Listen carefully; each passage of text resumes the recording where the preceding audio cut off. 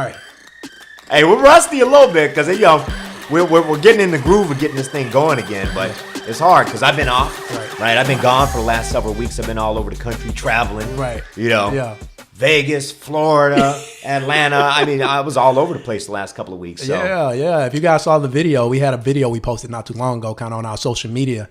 And it was Josh flying, right? It showed him traveling and being away from his family and talking about a very important concept in success, which is sacrifice. Yeah. Right. And so. Yeah, man, I was feeling it that morning, like for real. Because, I don't think.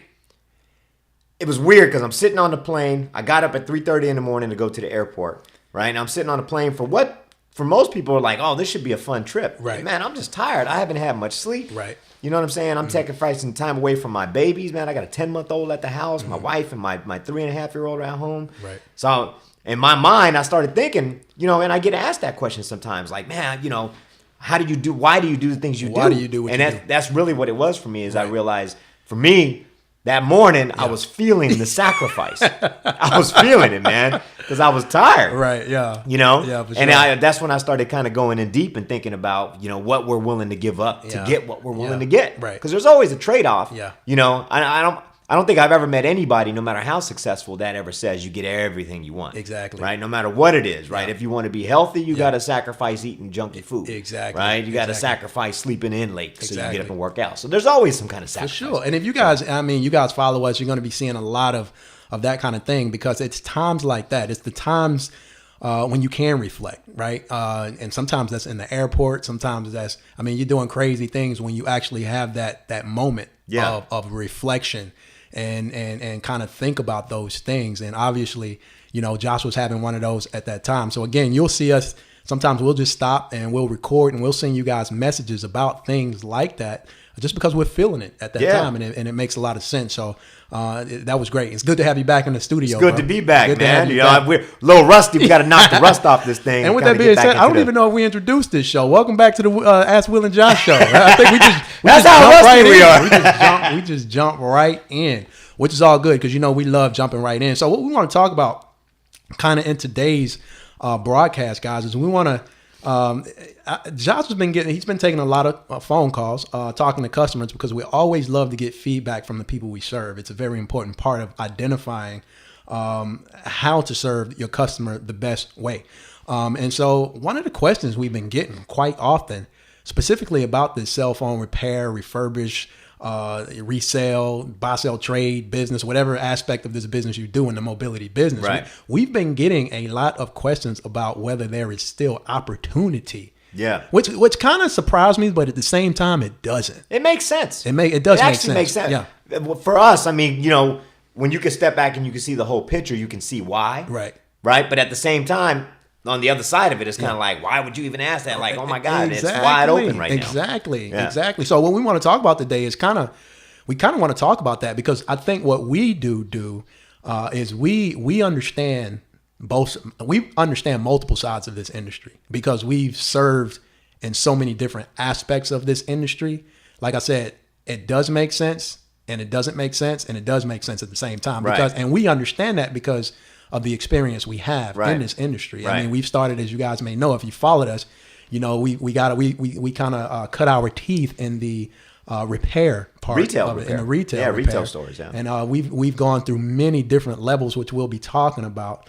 But I just want to Josh, I want you to kind of talk about some of the questions you get in terms of the opportunity question, and give your perspective on why you think that question is relevant right now, and why people are people in the business and people who are thinking about getting in the business are both asking that question right now. And why is that? Yeah, it's a great point, man. And I think so.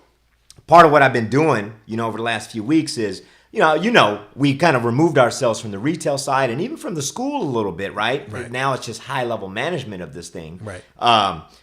So we're kind of losing touch with the pulse of the street just a little bit while we've been focusing on building these things that we're working on the last couple of years. Exactly. So for me, I've been wanting to jump back in over the last month and kind of like just pick the phones up, bang the phones out, right? And kind of see what's going on, see what our students are talking about, see what potential students are talking about. Right. Guys I've been knowing in the industry for years, new guys with 1 store, with 10 stores, 20, whatever it is, right? Just kind of get a pulse of what's going on. Mm-hmm.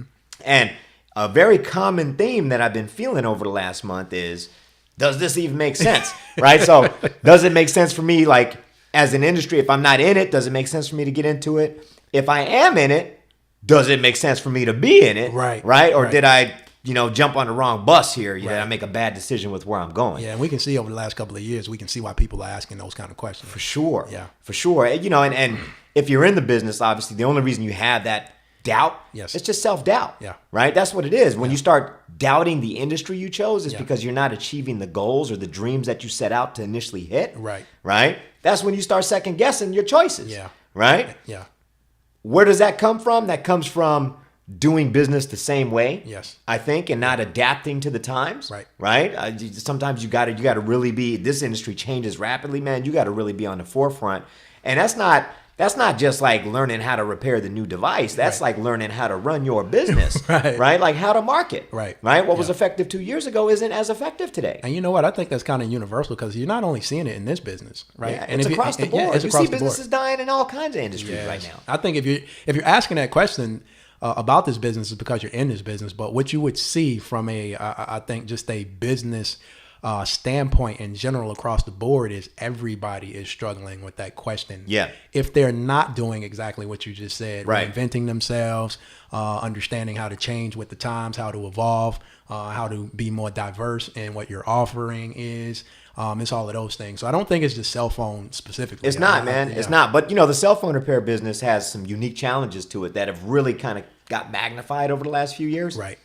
It's definitely a different animal. It's a way different animal. It's funny because there's so many things that are the same, Yeah. but it's way different, right?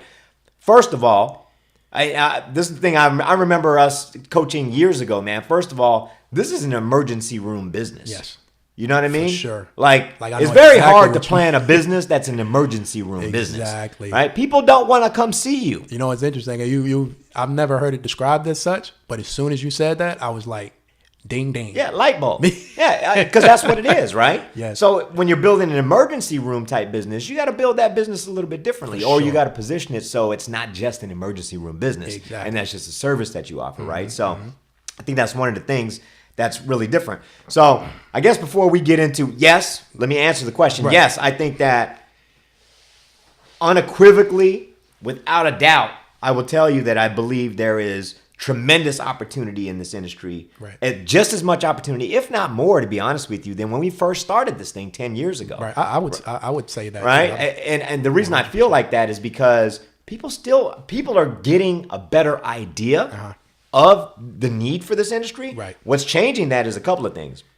Number one, these phones are getting expensive, man. Right? And they've actually always been kind of pricey, right? But now this new iPhone, the iPhone X, iPhone 10, Right. I mean, I dropped $1,250 on mine. That's crazy. Right? $1,250 on mine, $1,250 on my wife. That's $2,500. That's a lot of money. $2,500. Yes. That's a lot of money, And man. the thing is, wages, as we know, and we talk about sometimes with self-development, the wages aren't increasing. Right. But Part cell two, though, phones right? Part two of that, though, is I think us as consumers Right. are more aware of the value of these devices. Yeah, for sure. Right? Yeah. When you become more aware, you become more like, okay, It's worth it. yeah, I need to start looking at some options here. Right. You know what I'm saying? Like, Yeah. do I take the insurance? Do I not? If I take the insurance, what are my claims? What are my options? Right. Right? People didn't worry about that when it was just roll it into my plan, and you're not even you don't even know how much the dang phone is. This is true. So that's a This is true. big shift that's happened over the last few years, which I think is awesome. I remember Nick, actually, remember that webinar we did with Nick from Cellular Parts USA years Yes, ago? yeah. He predicted that Yeah. back in like 2011. Yeah, he he said that was the model that was happening in Europe, and he Yeah. felt that was going to be the same thing here. Exactly. Right? So it's kind of weird to see that his genie or his crystal ball moment For sure. kind of came together, Yeah. So I think that's one of the big parts. But so yes, again, I believe that there's tremendous opportunity more than ever, honestly, because the devices are really expensive. They're not coming down in price; they're going up, Right. actually. And at the same time, the consumer is becoming aware Yes. of the need, Yeah. the price of these things, and they're not breaking their devices any less than they did. I don't care what the manufacturer's going to call these glass and all they're still breaking just as much as they always have. For sure. Right? Yeah, So absolutely. answer that point blank. Point two, though, is I want to kind of step down memory lane a little bit and kind of talk about, why we are even in a position to talk about this with any kind of sense. Right. So, years ago, not to, go down this whole road again, but years ago, we were in the retail repair business, right? So we had retail repair stores doing repairs for consumers, DTC, right? Direct to consumer. Right. You'd walk into one of our stores, get your cell phone repaired. We'd have accessories to upsell you in, phones, buy, sell, trade, all that sort of stuff. And then we made a decision to move in a different direction, right? This is about 2.5 years ago. Right. Broke up with not really broke up, but our partners kind of we all decided we wanted something different in our lives. Right. And didn't really want to go down that path of what the retail store demanded of us to build to where it needed to go. So, me and you chose to go deeper down the rabbit hole Right. into understanding the supply chain side Exactly. and really serving large businesses, tier one businesses, right? So that's what we've been doing for the last 2.5 years is literally working with the carriers. That's what I do day in and day out now. Right. I work with all of the carriers in some form or capacity. We serve them. We write specs. We do testing. We serve handsets, LCD refurbishing. We do the whole nine. Yeah. Large insurance companies. So it's really given myself and you. I'm not going to speak for you. Yeah, right. For But sure. for myself, it's given me a well-rounded kind of view because I understand the street level view and how the consumer needs to be treated and react and the challenges of running and operating a store. We were very, very naive in a Yeah. sense, very ignorant of the information. And again, this is a reason why I can honestly say why I understand why people would ask that question if they don't have the full experience of the entire industry in terms of what the opportunity is, right? If you're looking at it in one vein or one aspect of what you currently do and that's it, then yes, you're probably seeing kind of the end of the road, so to speak. It might feel that way, it right? might feel that way, but for sure. honestly, For so sure. a big part of that, though, is what we've experienced in the supply chain over the last 2.5 years. Right, exactly. Never, man, like in the whole time we've been in this business, right? One of the things we've always taught people is don't let your differentiator be your price. Right? Price is not a differentiator. Right? That's when you become a commodity, man. Right. And one of the interesting things is on multi sides of this business, right? The LCD manufacturers did it. Right? A race to the bottom. Yeah. Right? Let's chop prices. Chop to get down. That used to frustrate us so Right? much. The China factories are struggling to stay in business right now because there's no margin left. Right? They're putting out crappy products, right? Crappy LCDs. The end user doesn't know the quality of the LCDs whatsoever. Right? Not only does the customer not know, because they're being educated by repair shops that don't know, and it's no fault of you guys in the repair shops. You don't know. You're buying them from suppliers that they don't know. They're just trading companies. Right? So that's part one of it. Is the margin's been squeezed out by this chop to the bottom. And it happened two ways. It happened on the supply chain side. And when the margins got really healthy, instead of people maintaining their margins, what did they do? Oh, well, William's set up over here, and he's charging $100 for this iPhone repair. So I'm going to open my store up. I'm going to charge $80. Right? Chop, and then Josephine opens up. I'm going to charge $60. Chop. Boom. And then what happens? Miguel opens up. He charges $40. Right? I mean, you can see that's a zero-sum game, man. Like, that's not going to last that long. Right? And if you play that game where you are price battling somebody, that is literally the definition of a race to the bottom. Because it's just a matter of who's going to go out of business first. Because you guys are drying up everything that you could survive on. Now we were in that. We like you said, we've stepped away from that that business for a while. Specifically, the retail business. So the repair business. And what would you say? How did you feel about that? Because when we were in that game, I know when we were in that game, we were so frustrated about the way that game was being played.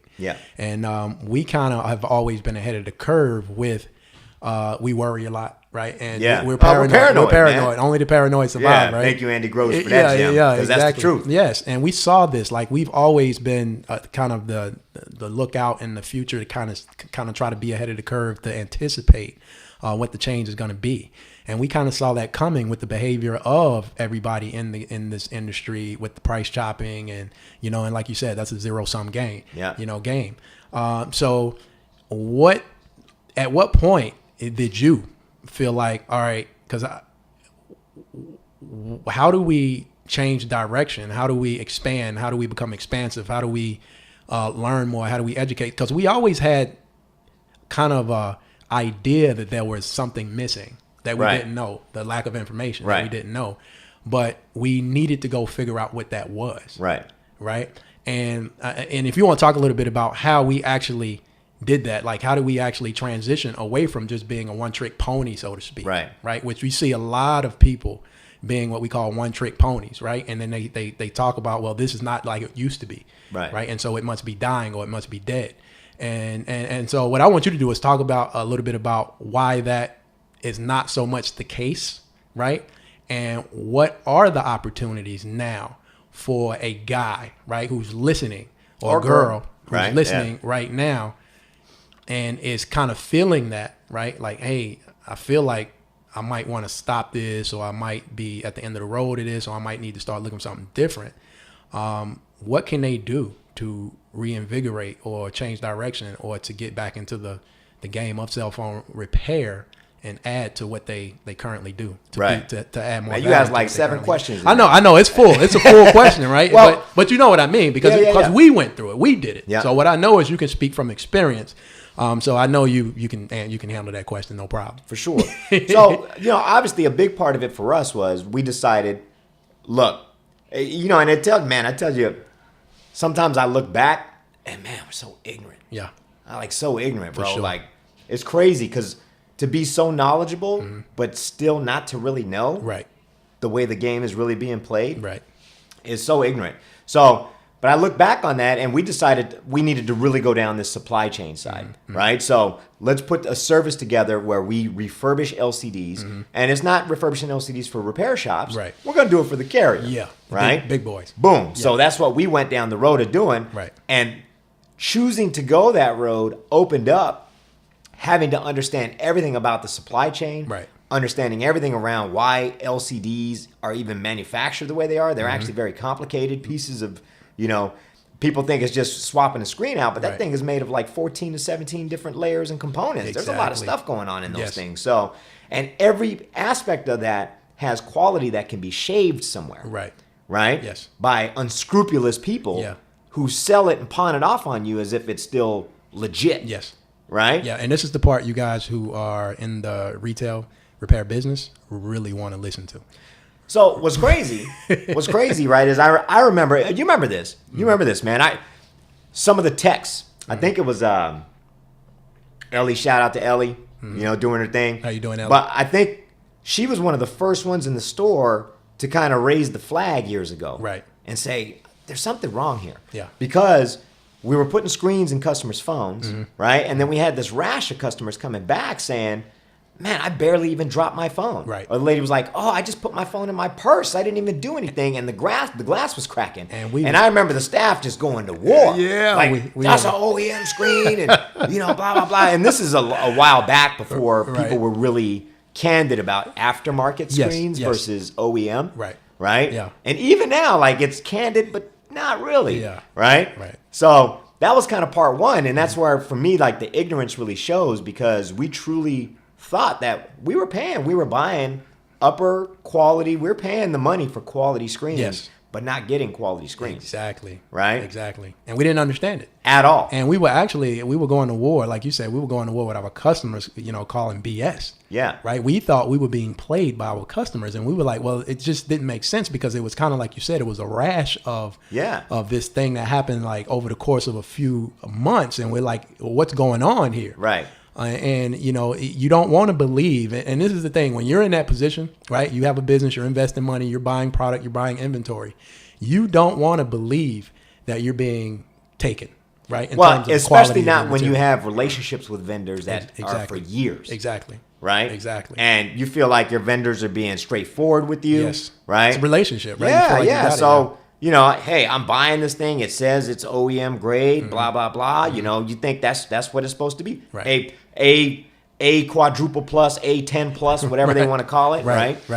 So, I think that was part one of the kind of awakening. Right.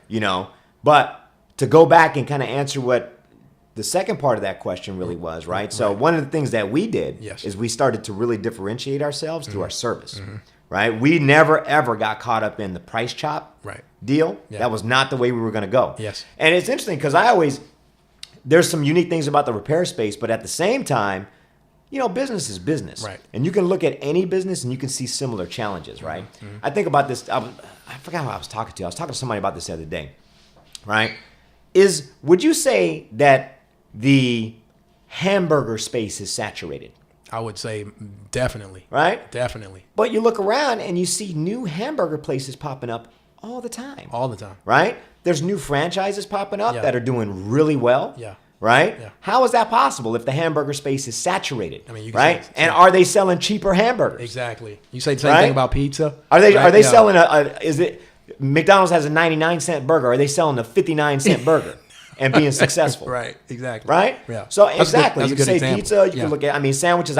We love food, right? For so sure. it's easy for me to go back there. But it's a good analogy because it's one of the things that I was thinking about. It's like in other industries, what makes those guys be able to grow when you see a new chain pop up that can grow and capture market share. Right. It's because there's something unique about them. Exactly. Right? There's a new spin on that sub sandwich. Right. Nobody's selling a sandwich for 25 cents. No, right, that just don't make sense. You ain't going to keep chopping it to the place where you're not making enough money, right? Exactly. In fact, the guys that I see really growing are the premium end. Right. That's a $12-13 sandwich for lunch. Yeah. Right? Yeah. So what is that about? What is that about? What is that about? Increasing your margins, right? Increasing the customer experience. Yes. So I think for us, that was one of the things that we learned years ago is to focus more on the customer experience. Right.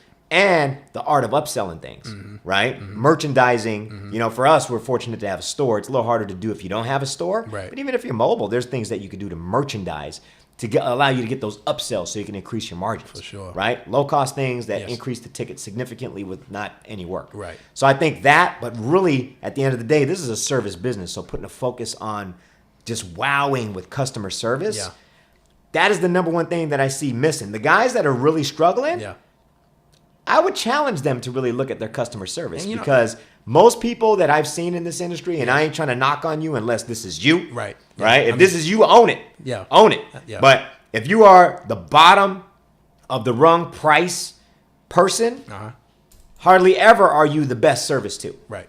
Yeah. Usually, for you, it's like a carousel, man. You're just trying to run the numbers through, right? Yeah. I'm giving you this so cheap. Yeah. What are you complaining about? Right. It was hard to be. I'm not even going to try to say it, but I remember this. Every time you say that, I remember this triangle. And at the end of each point of the triangle is you can't be fast and cheap and good. Right. All at the same time. You have something has to give. Yeah. Right? Usually you can do 2 out of 3. You can do out of Can't 2 do out all of 3. You can be cheap and good but not fast or whatever the case may be, right? And that reminds me of that triangle. So yeah, it makes total sense, and I think we figured that out before we actually transitioned out of retail. We actually kind of figured out that service has so much more to do with being successful, right? In terms of what you're talking about, not chopping, not playing that game of chopping and literally running yourself out of business. Right. We don't want to play that game. So, and we saw it was very effective for us. We were very successful. In doing that. Yeah. So yeah, that's a great example.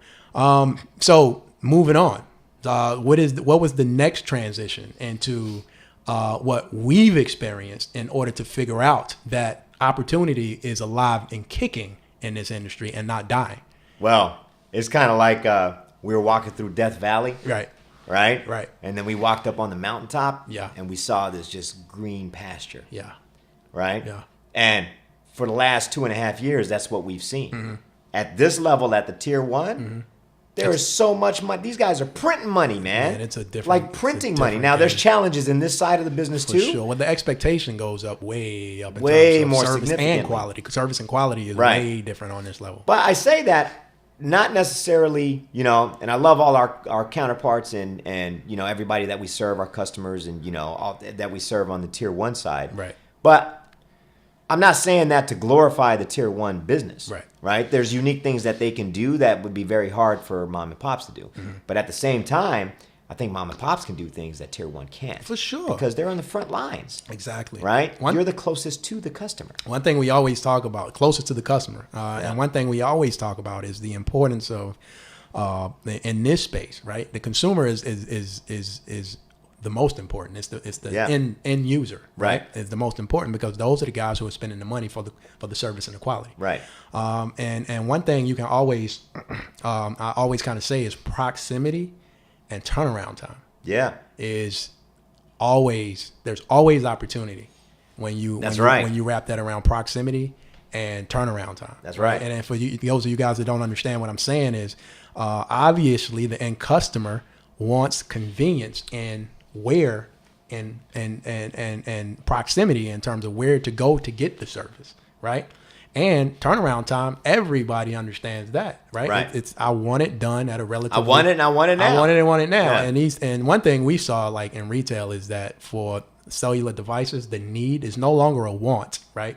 Yeah. It's a need, right? It's Exactly. part of the budget. It's part of the family budget. Exactly. And it's just, going back to what we talked about in terms of whether the business is better, there's more demand for this service now versus then. It's actually, yeah, man. I think 10 times more now you than tapped it was into then. a big part of it too that I actually forgot. Right. Is the fact that these devices are way more ingrained in our lives. yes, for sure. Like 100%. way more ingrained, man. I mean, literally to the point to where like my wife is a photographer. Mm-hmm. Dude, she don't carry that $4,000 camera around hardly ever, right? Because And I've seen her Instagram account, so I see a lot of her pictures. Yeah, and almost everything she takes is with the iPhone camera. Yes. Because now it's to that point that it's that good that she can rely on it. Exactly. Right? Not to mention, man, all of the apps that you got, your sure. banking. Yeah. Dude, it has made life so easy. Yes. And it's just an integral part of our lives now. It's a must-have. That it's literally like you're jonesing without it. Right. Right? And I'm not just speaking for myself. I'm talking about for us as a nation. For sure. Right? And even around the world, you see it. Yeah. And developing countries, it's starting to happen too because they're starting to get on and they're being able to communicate. And you can change lives. Developing literally. countries. That's a topic that we can get into. We can go deep down that too. Developing countries. Yeah, because we serve a lot of developing countries too, right? So we see what's happening in those areas. It's the world demand. Yes. World demand. Yeah, it's significant. Yeah. So just it's keep it going. I mean, we service. So kind of to reflect. I mean, I think we're pushing about that 30-minute mark, and we like to keep these discussions at about the 30-minute mark. So we got about 3 minutes. But I just kind of want to take it back and kind of wrap up, everything we talked about for this, especially. And so I think what we should do is go ahead and start with our journey. So we started in retail, like we talked about. Yeah. Retail, we saw some challenges. Right. Yeah. We saw. Yeah. I mean, it was a good run. Yeah. Right. Yeah. There's definitely challenges in retail. Yes. I face those challenges any day. I'll take those challenges on, man, because it's just opportunity. Those challenges are just opportunities. That's it. Exactly. Right. You just figure out how to do it smarter and better, and you can win that game. Exactly. Right. There's a lot of people doing that game crappy. Exactly. Crappy, man. Yeah. Because the barrier to entry in this business is so low, Yeah. it lets a lot of crappy people into this business. Exactly. Right? So there's so much opportunity. You just have to learn how to differentiate yourself. For sure. And we haven't even talked about the cellular repair school, the school transition that we made, which I think actually led us in the direction of discovery. Well, it did, actually, yeah. And you hit it on the head, because what I was going to say is when me and you linked up, Right. my mission was to be this huge franchise. Right. I wanted to have this huge retail presence, Mm-hmm. right? Mm-hmm. And then we linked up and we realized, obviously one of the key parts of growing a large franchise is people development, training. Yeah. So we say, hey, let's start training. That's true. Right? Let's develop this training side. And then what it did for me is it just changed my perspective. And it took the desire of building a retail front out of me. Yeah. Because I wanted to focus more on helping you guys. Right. Right? I wanted to help, and I didn't want to have to help you by you paying me a $30,000 franchise fee, Exactly. right? I wanted to be able to help people around the world, right, with hardly anything, no matter how much money you have or how little you have. Right. Right? And that's the vehicle that we saw in the school gave us the ability to do that. Yeah, and we've done that. We've done that for thousands of individuals, people. We've had in class, on site, online. We've serviced thousands of people in this business, new and experienced people, in regards to education, information, understanding. And we continue to do that. So with that being said, I think it's a great transition because as we wrap this up, what I want you guys to understand is this information we're giving you guys, the plan is to educate you guys on how to change a lot of the negative that we talk about, because what we're talking about is a lot of the struggle. We've talked about a lot of the things that we've seen that we don't like or that we didn't like about this industry, and our initiative. I think we should talk about that a little bit as far as what we've talked about today is what is our initiative to change some of the things, this shit up, man. Some of the things we just talked about, right? Bottom line, man, is to clean it up, and really it is to empower. It's to empower people, man, to change their lives. Right. Really, at the end of the day, right? So whether you're working a job that you hate, right, and you want to be able to take control of your time, right, to do what you want when you want, right? We want to be able to give you the tools to do that, right. Or whether you run a 200 store location, right, but you're a slave to the business, right? We want to give you the tools to improve your people. Yes. So again, you can get your time back. Yes. And achieve your goals and your dreams, and be able to put more focus on to doing good, to pay it forward. And what we understand, as you guys can tell, we can empathize with a lot of the struggles that the people we serve have, because we've done it. We've seen it. We've been a part of it. It's what we talk about. It's part of our story. Like buying these parts that are shitty, crappy parts, and overpaying for these parts, and not understanding where I'm losing margin, not understanding why I feel like I need to compete with the price chop game, right? You get sucked into that when you don't understand what your options are, right? And what we're here to do is let you guys know that you have options. For sure. You have options, and we plan on providing you with those options. And on top of that, we didn't really touch too much on this today, but man, there's so many different ways that you can slice this thing up. That's what's so awesome about this space too, is you don't have to do it one particular way, right? You don't have to go out and build a store or a chain of stores. You could do repairs from home. Right. Man, you could buy phones, fix the phones up and resell them. Oh man. I mean, like that, I think is one of the best things. You can do, what we decided to do is you could do, refurbishing on a scale for other businesses. Absolutely. You can do board level repairs for other businesses. Absolutely. There's just so many ways to slice that up. It is. So many ways. In fact, one of the things that we had put together through the school a while back is we put that 7-step blueprint together. Right. If you guys haven't had a chance, I'm not here to pitch anything. Right. But it's a great course to kind of open your mind up on different ways. Yes. And I'm sure we'll put a link around here somewhere. Yeah. Right. But it really what it is, it's if they're listening to a podcast, it's going to be hard to. Well, that's right. Yeah, that's right. But so tell them, I mean, where should they be? Well, they can go right on to cellularrepairschool.com, right, and check it out. And it's literally called the 7-step blueprint to repair success. Right. And the whole goal of it's a mini course. Right. $7, man, you can't beat it. Right. And the whole goal is to just educate you on a very deep level on all the different types of ways that we've seen people be successful all over the world. Right. All over the world. Because I think one of the things that is really unique about our perspective isn't just the fact that we were, from retails to now the carriers, but it's also we've served over 160 countries. Yes. Me and you personally have been to several countries to train carriers and all different types of people. St. Lucia, Aruba, a lot of different all over the place, right? So we've seen, all the different ways that people are really doing awesome things in this industry. Yes. Right? All over the world, in developing countries and in obviously very, developed countries. So I think with that being said, Josh, we're kind of pushing our time limit. I think with that being said, I think we really tapped on this opportunity, right? Yeah. And so with you guys, if you guys don't, if you didn't know, now you should know a little bit better as to what the opportunity kind of looks like, what the opportunity availability is in this industry. You just have to make sure you're listening to the right individuals, such as Josh and myself. And obviously you can ask us, hence the name of the show, Askwillandjosh, anything you guys want to ask us. That's a good point too, because how do people ask us questions, right? So, and I think that's one of the things that we haven't addressed yet as we're getting this show going, but how do they ask us questions? I mean, he can ask us in multiple different ways. Actually, what we're going to be doing is we're going to be setting up a way and answering. Actually, some of our shows are going to be specific to answering questions once we set up a medium to actually receive questions. But you guys can obviously go to, you tell me how at this point, right? Because I think, obviously if we're pushing people to the podcast, I'm not, I would assume they can hit us on the Ask Will and Josh Hashtag AskWillAndJosh on Instagram. Oh, yeah, we got the Instagram. DM us right there. Us, we got the right? Facebook. Or post on.